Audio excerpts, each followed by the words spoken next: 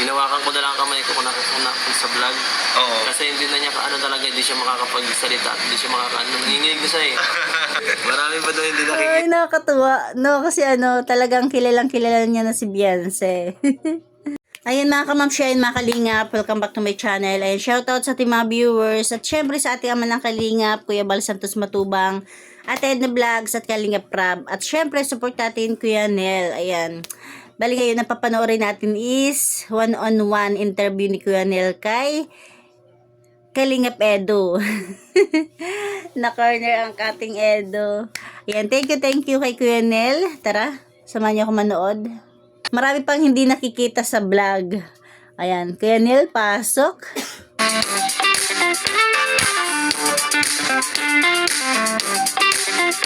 So, ayan po, kasama po natin ngayon si Kalinga Edo.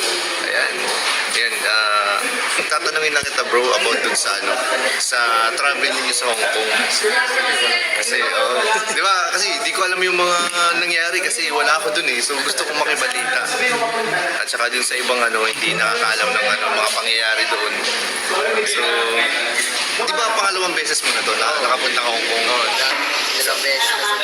Ganda pa rin kahit pa ilang beses ang punta doon. Grabe talaga. Anong pinagkaiba ngayon nung unang bisita mo sa Hong Kong? Mas mainit. Mas mainit kasi natin ang ating mga mahal sa buhay. Ay, grabe. Mainit yung pagsalubong ng mga supporters doon. Grabe, no? Saka Sample ng mahal sa buhay? siyempre nandiyan sila, ang EDC. Natin ang EDC. Kompleto ngayon, hindi na wala. EDC family, yun ayaw man sabihin Nandiyan si Jensen, saka yung init talaga ng pagkakilig ng fans natin. Napakaganda talaga, grabe talaga doon. Mahal na mahal tayo ng mga Kalingap supporters doon. Grabe. Para mas marami kami napuntahan ngayon. Hindi kagaya dati kung saan kasi kami na medyo dito pa. Kumbaga parang mas organized ngayon. Oo, mas organized talaga. So, ano yung pinaka nagustuhan mo pinuntahan nyo ngayon? Talaga, Disneyland talaga. Kahit nakapunta na ako, ganda ko bumalik ka. Hindi talaga nakakasawa eh. Pero si Beyonce, sa palagay mo, saan siya pinaka Disneyland din. Sabi sa Disneyland. Disneyland din. Talaga yung pinaka the best destination talaga doon. Talaga, hindi ko talaga makakalimutan din eh. Ay, grabe. Sobrang saya talaga doon. Kitang-kita ko naman sa video, sa mukha niya pa nagtatanong kung kami doon. So, ayan bro, tanong ko rin kung ano ba yung sa palagay mo yung pinaka naging best or memorable moment ninyo or parang sweetest moment ninyo ni Beyonce dun sa Hong Kong. Ako palagay ko nung nasa Disney kami tapos nung patapos na. Bakit anong meron? Naka-excite na. parang Bitin. Parang pakiramdam ko parang masaya na, simple lang. Nanonood ako ng fireworks, magkatabi lang kami. Ay, Parang ang sweet no? Ang sweet no? simple lang, ganda. Parang pangarap lang yun ng iba eh, di ba? Nandito na tayo. Oo, parang na-reach mo na yung goals, parang relationship goals, no? Parang gano'n.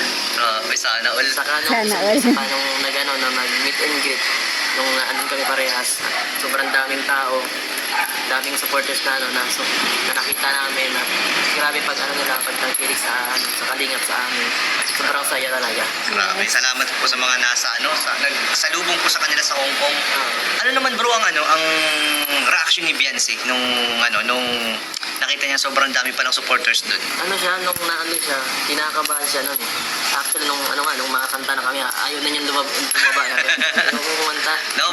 Hindi siya sanay sa ganong karaming taong nakikita at nag-ano sa kanya, nag-cheer sa kanya. Hinawakan ko na lang ang kamay ko kung nakakana sa vlog.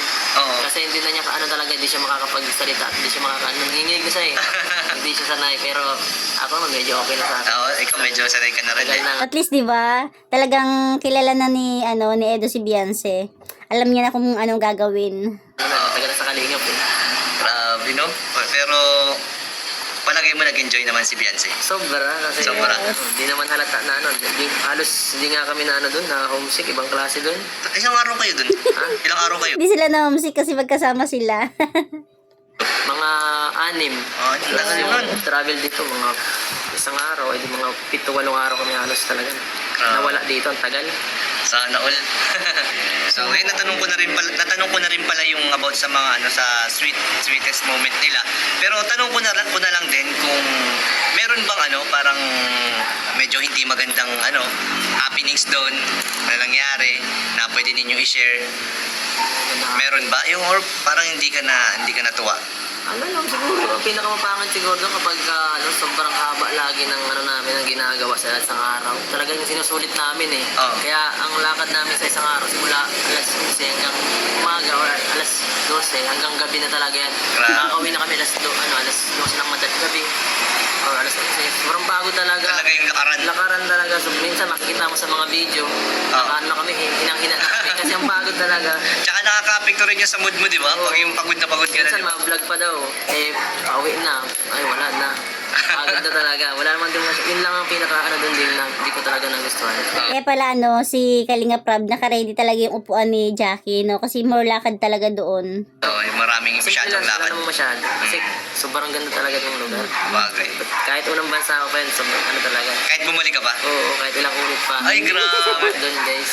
Grabe. Sama niya si Beyonce, tapos yung mga magulang ni Beyonce. Tsaka yun? Tsaka balita, marami daw paampaw dun Maraming tao. Maraming ampaw. Tuwan-tuwa nga si Kuya Val doon sa Kaya nga mga nakukuha niya doon eh. Oo, nanonood kami nung live dito. Nag-iipon siya ng ampaw doon eh. Siya lang ang natira doon sa sa Tamar na kami mag-meet and greet. Nagpaiwan na siya sa dahil ang dami nagbibigay. Biruin mo sa ganyang edad ni Beyonce, no? Kaya, Nakarating na siya ng ibang bansa. so yun nga, hindi ibang tao, di pa nakakapan sa ibang Oo. bansa. Yes. Siya agad sa ganyang edad. Grabe. Blessing talaga Oo, yan. sobra talaga. Tsaka hindi niya yung makakalimutan. Pati na rin doon sa mga supporters na nagabang Siya. na makarating doon si Beyonce. Kumbaga, blessing din sa kanila yan na makita si Beyonce at si Edu. Mga edgy supporters natin dyan sa Hong Kong. Ayun, no? So, yun lang bro. At ano pa bang maganda yung tanong? Marami pala bro kinabahan dun sa maraming kinabahan dun sa huling episode na daw yun. Ano ba yun?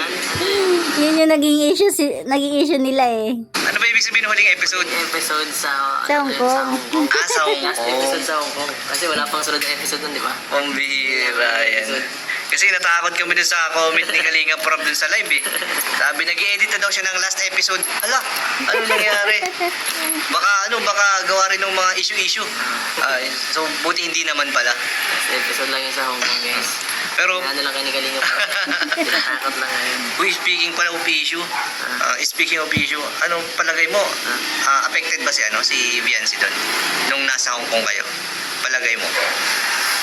Scale of 1 to 10, gaano ka-affected si Beyonce doon? Sa issue? Mga 2. Ayun, mahina lang, konti lang Hindi naman. naman masyado. Hindi naman masyado. Makikita niyo naman doon yung mga video. Ay, may mga BTS doon bro. Matindi ang BTS doon nila, JJ. ang ganda Wala yun sa vlog. Ang ganda ng mga BTS doon. Diba? Malayo sa vlog. Grabe, ang lupit. Mas kinikilig ako dun eh. Marami pa doon hindi nakikita ng vlog. Ay, ako dapat pala ginalingan pa ng mga CCTV dun. Grabe. Masyadong maraming doon. Sayang. Grabe. Yung mga nalabuhan lang. Habang nagkikwento si Kalingap Edo, kinikilig siya na. At nila Kuya Bal, wala yun, biglaan lang yun minsan natutulog. Wala talagang script yun, yung nasa may yung vlog ni JJ. Oo. Biglaan. Sino pala mga kasamahan mo sa sa room? Ako sila JJ, si Ted, Kayong tatlo? kami tatlo, saka si Cuesta, Okay. Tapos sila Beyonce naman, sinong kasama naman sa si room? Pau Pau, si Kakay, saka si Grace. Ayun. Kamusta naman yung tinuluyan ninyo? Okay naman ngayon, hindi naman kagaya nung nakaraan na medyo mahirap, medyo masikip. Mas maganda talaga Mas maganda ngayon. Kahit Prepare dati na yung prepare. tinuluyan namin, sa ibang room kami na mas madaling gumalaw ngayon, hindi kagaya dati. Dati talaga kahit sa wala kaming heater. Oh. Yeah, sobrang hirap maligo. Eh ngayon, medyo okay na. Dalawang ano. Mas maganda, mas mabilis. Ayun, no? Mas maganda ngayon talaga yung pagbisita namin. So, sino nag-asikaso nun? Sila, grupo ni Ate Marit. Salamat. Uy, shoutout po kay Marie ano, Pineda. Ate Marie Pineda. Grupo nila yun. Grupo daw po nila Marie Hindi mga Pineda. vlogger, pero grabe yung ano nila talaga, support. Wow, yun talaga supporters. Grabe, sobrang nakakatuwa. Malaking tulong po kayo sa mga nasa Hong Kong, sa grupo po nila Marie Pineda. Thank you so much po. Ayun nga pala bro, nakakalimutan ko. At may nabalitaan kasi ako rin na ano, totoo ba yung parang nadukutan daw si ano, si Beyonce? Nakita ko rin doon sa video na inakina siya ng lalaki, matandang lalaki. Kaso, nandun ako katabi nga ako noon. Oo, nakita kita, nakahawa ka dun sa bag, di ba, noong una? Ang problema, hindi ko rin napansin. Ang galing ng magnanakaw. Ang hirap mapansin. Hello? Di halata kasi sobrang busy. Ang bilis ng pangyayari. Kahit nga yung nasa likod nila kasi lagi karaniwan. Oo, nandun lang. Nag-video Oo. kasi di ba hindi niya nakita yung gano'n. Magaling sumalisi, no? Ang galing, hindi siya alam. Ano, hindi kayo nag-alam nung time na yon? Kailan kayo nag-aware na may nawala? Hindi man siya nagsabi na gano'n. May nawala sa kanya eh. Nakita lang talaga sa video, pero Hindi lang. so hindi niya alam na nawalan siya? Hindi wala siya sinasabi. Kaya parang walang... Sa bagay Kasi kasi... may naiuwi rin siya eh. Marami din siya. siguro kasi hindi naman nakuha lahat. Oo, parang... So baga part lang yun. So hindi niya alam na... Yung ang masaklap kung may mga ampaw, no? Syempre hindi naman bilang yun ni Beyonce o hindi niya alam. O yun lang. Kaya siguro hindi na ano ni Beyonce kung may nawala sa kanya, hindi malinaw. Kasi malay nyo, ampaw. Ay, naku. Marami pa lang nakuha. Okay. So wala pa lang alam. Baka inabol. Oo nga eh. So wala pala guys silang alam. Kung nakita ko yun, nabol ko yun. Dun sa ano na yun, sa time na yun. Grabe. Sa dami namin wala sa amin nakapansin. Magaling yung nagnanakaw. So hanggang ngayon hindi alam ni Beyonce? Or may palagay mo may alam na siya? Ngayon, siguro nasabi na sa kanya ng mga supporters. Grabe. So hindi rin natin alam kung magkano yung nakuha kay Beyonce, no? Yun ang pala isipan kung magkano aabutin yung nawala. Kasi kung hindi pa rin naman alam talaga ni Beyonce kung magkano yung mga binigay, kung ano-ano yun, no? Sana walang importante bagay na nawala. Ay, oo. Oo, yun, walang importante. Ibig sabihin, mga ano lang yun, yung mga bagong bigay. Okay lang yung pera, wag lang yung mga... Dinadala yung passport. Yung passport. Ay, naku, delikado pag passport yung nawala. So, ayan po, at least na linawan po tayo dun sa ano, sa about po dun sa sa magnanakaw po, no, sa Hong Kong na sumalisi po dun po sa bag po ni Beyonce. So, ayan, salamat ulit Kalingap Edu. Ayan, inabol ko lang kasi yun nga, kailangan din niya kailangan din na marinig din natin kung ano ba yung nangyari doon. Ayan. So, yun lang bro sa vlog natin. Ayan, maikli lang naman to at kinamusta ko lang yung yung travel ninyo dun sa sa Hong Kong kasi medyo hindi ko alam ang mga tunay na kaganapan doon kaya na-curious lang ako at na-interview kita ngayon. So, ayan, thank you so much Kalingap Edu sa Ayan, nagkadya natin kunting share, di ba? At least, kung nagkaroon ng linaw kay Kuya Neil, syempre sa atin din. Yan lang, thank you ulit kay Kuya Neil. Thank you for watching. God bless you all and Jesus loves you.